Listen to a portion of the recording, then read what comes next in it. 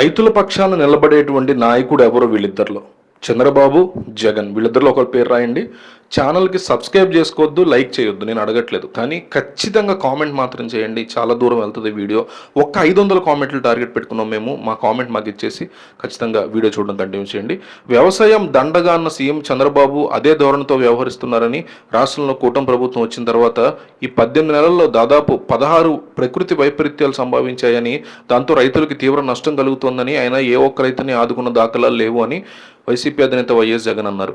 ముఖ్యమడిగా చాలా తక్కువ పెట్టుబడి సాయం, ఉచిత పంట బీమా రద్దు, ఇన్పుట్ సబ్సిడీ రద్దు, పంటలకు లేని కనీస మద్దతు ధర, రైతులకు తగినటువంటి యూరియా కూడా సరఫరా చేయకపోవడం, చివరికి పంటలు కూడా కొనేవారు లేకపోవడంతో రాష్ట్రంలో కూటమి ప్రభుత్వంలో రైతులు నానాగుచాట్లు పడుతున్నారని ఆయన తెలిపారు.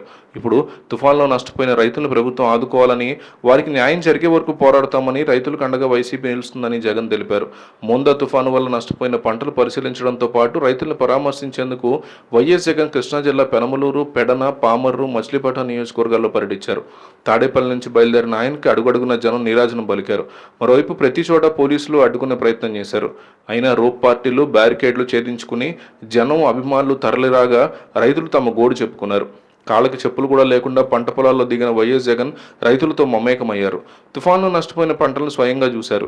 రైతులతో మాట్లాడి వారి బాధలు ఆరాధీశారు. వారి ప్రతి కష్టాన్ని, ఇబ్బందిని సావధానంగా విన్నారు. వారికి న్యాయం జరిగేలా చూస్తామని భరోసా ఇచ్చారు. చివరగా పెడన్ నియోజకవర్గం గూడూరు మండలంలో ఆయన రైతులను కలుసుకున్నారు. వారి బాధలు, కష్టాలు తెలుసుకున్నారు.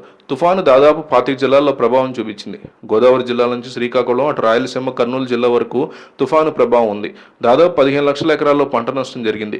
గతంలో ఎప్పుడు ఊహించిన విధంగా ఈ నష్టం జరిగిందని జగన్ పేర్కొన్నారు.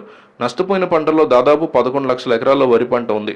అది పొట్టకొచ్చే దశలో ఉంది. అంటే గింజలు తయారయ్యే పరిస్థితి. ఈదురుగాలులు, భారీ వర్షాలతో చాలా నష్టం సంభవించింది.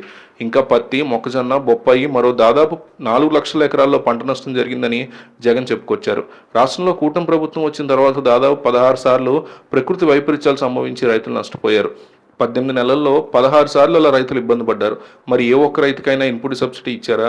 ఇన్సూరెన్స్ డబ్బు అందిందా? పెట్టుబడి సాయం మొత్తం చేశారా అంటే అది లేదు.